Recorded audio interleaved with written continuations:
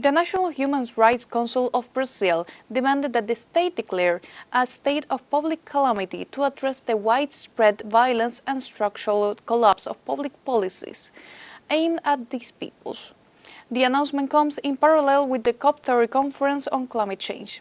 Our colleague Ignacio Lemus gives us more details. Mientras los ojos están en las negociaciones. While all eyes are on the climate change conference negotiations, on the other side of Brazil, in Mato Grosso do Sul, a state on the border with Paraguay, the Guarani Kaiowá seem to strengthen their struggle. After reclaiming part of their territory in the Wirarocá indigenous land, the indigenous people were violently repressed by landowners and police. There were 4 attacks. Most of them involving riot police. They said they had orders, but most of them were illegal. Los territorios ancestrales. The ancestral territories that once were forests are now invaded by large extensions of soybean and corn monocultures. Together with sugarcane, these raw materials are used as livestock feed or for the production of biofuels. Indigenous people complain that the agrochemicals used in large-scale farming reach their villages, destroy their gardens, and poison their water. Our minds are steadfast. We fight with tears in our eyes, shedding our tears in our land, and we always remain steadfast. We are asking for help. At least, give us the piece of land so we can breathe the poisonous air better.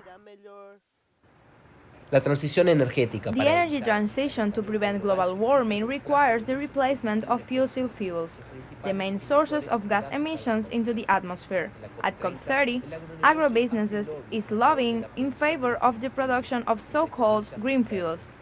For the Guarani Kaiowá, there is little that is green about a model that expels communities and feeds off the blood of indigenous communities.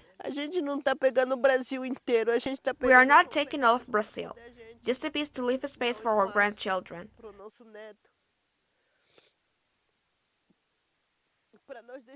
To leave it, to plant, to produce.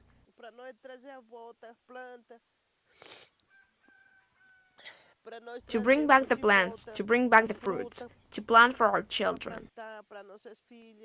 El Consejo Nacional de Derechos Humanos de Brasil. The National Human Rights Council of Brazil declared a state of systematic violations of the human rights of indigenous peoples and called for actions by the state. Recovering their land and planting crops is the desire of the Guarani Kaiowá.